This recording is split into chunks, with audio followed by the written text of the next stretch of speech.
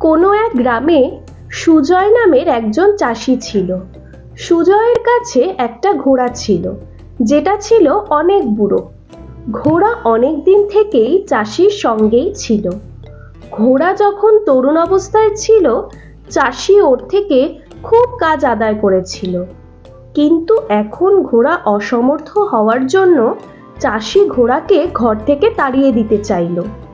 চাষি ঘোড়াকে ঘর থেকে বাইরে জঙ্গলে চলে যেতে বলে। দেখো, তুমি আমার অনেক সেবা করেছ, কিন্তু এখন তুমি আমার আর কোনো কাজেরই নও, আর তোমার খরচও আমি চালাতে পারছি না। তুমি বরং এখন এখান থেকে কোথাও দূরে জঙ্গলে চলে যাও। ঘোড়া নিজের মালিককে ছেড়ে দূরে একা থাকার কথা ভেবে খুবই উদাস হয়ে যায়। সে নিজের দুঃখকে প্রকাশ করে মালিককে বলে, মালিক, আমি আপনার অনেক পুরনো সেবক। আমি আমার সারা জীবন আপনার সেবা করে গেছি। আমি কখনো আপনাকে ঠকাইনি, আর কখনো কষ্ট করতে অস্বীকারও করিনি। যতক্ষণ আমার ভিতরে কাজ করার ক্ষমতা ছিল, আপনি আমাকে তো কিছু বলেননি। আজ যখন আমার শরীর অসমর্থ হয়েছে, আপনি আমাকে ঘর থেকে বেরিয়ে যেতে বলছেন। আমি আমার সারা জীবনের কষ্টের এই পুরস্কার পাবো? ঘোড়ার এই কথার কোনো উত্তরই সুজয়ের কাছে ছিল না, কারণ সুজয় ছিল খুবই চালাক আর স্বার্থপর। সুজয় এই টানাপোড়েন থেকে বেরিয়ে আসার এক বুদ্ধি ভাবে আর ঘোড়াকে বলে, ঠিক আছে, তুমি আমার সাথে থাকতে পারো, কিন্তু শুধু তখন যখন তুমি আমাকে সিংহের ছাল এনে দিতে পারবে। সুজয় জানতো এই ঘোড়ার পক্ষে সিংহকে মারা মোটেও সহজ নয়। সে ভাবে, ও কখনো সিংহকে মেরে ওর ছাল আনতে পারবে না, আর চিরদিন ও জঙ্গলেই থাকবে। আর যদি সিংহর ছালও নিয়েও আসে, আমি ওটাকে বিক্রি করে কিছু তো টাকা ইনকাম করেই নেব, যা দিয়ে ওর খরচা কিছুটা বেরিয়ে আসবে। চাষির কথা শুনে ঘোড়ার কাছে জঙ্গলে যাওয়া ছাড়া আর কোনো উপায়ই ছিল না, আর সে জঙ্গলের দিকে রওনা দেয়। জঙ্গলে পৌঁছানোর কিছু সময় পর ঘোড়ার সঙ্গে এক শেয়ালের দেখা হয়। শেয়াল খুবই বুদ্ধিমান ছিল আর খুব দয়ালুও ছিল। সে ঘোড়াকে খুব মনোযোগ দিয়ে দেখল, আর তার ঘোড়াকে দেখে খুব চিন্তিত মনে হলো।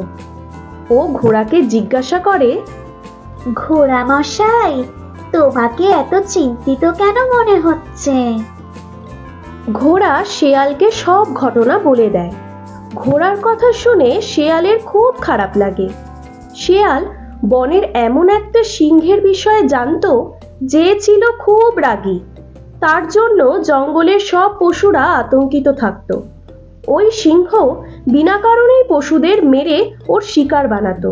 শেয়াল ঘোড়াকে বলে, তোমার সাথে খুব খারাপ হয়েছে, কোনো চিন্তা নেই। সিংহকে মারতে আমি সাহায্য করব তোমাকে।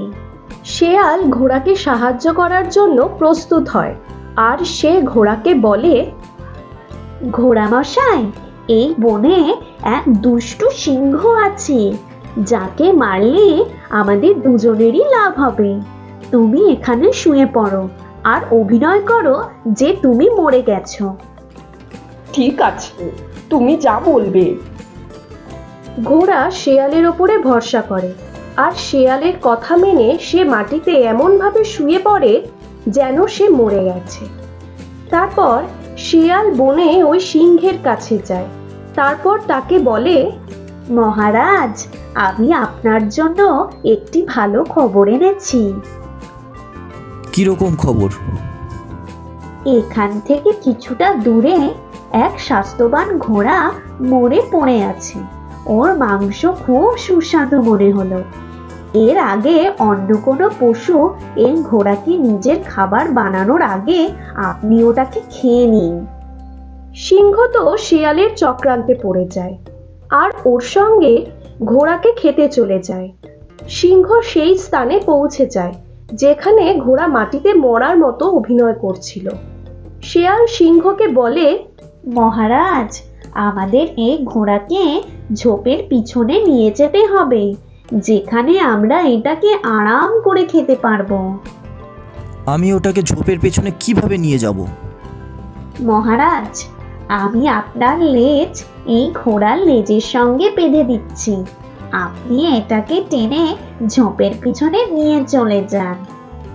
শেয়াল ঘোড়ার লেজটা সিংহের লেজের সঙ্গে না বেঁধে তাড়াতাড়ি সিংহের পায়ে বেঁধে দেয় আর ঘোড়াকে বলে, ঘোড়া মশাই, তাড়াতাড়ি পালাও।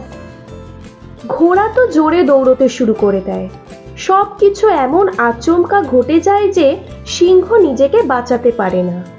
ঘোড়া খুব জোরে দৌড়তে শুরু করে আর সিংহকে মরা পশুর মতো টানতে টানতে নিয়ে যায়। সিংহ কখনো ধারালো পাথরে ধাক্কা খেত, আবার কখনো ঝোপের মাঝে আঘাত পেতে পেতে যায়। বেশি আঘাত পাওয়ার কারণে তার অনেক রক্তও বেরিয়ে যাচ্ছিল। সিংহ ব্যথায় ছটফট করতে থাকে আর ঘোড়াকে দাঁড়ানোর জন্য অনুরোধ করে। আহ, মরে গেলাম, দাঁড়াও, আহ! ঘোড়া জোরে দৌড়তে থাকে।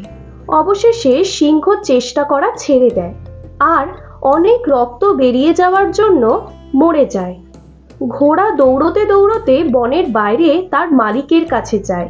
সুজয় মরে থাকা সিংহকে দেখে খুব খুশি হয় আর ঘোড়াকে ঘরে থাকার জন্য অনুমতিও দিয়ে দেয়।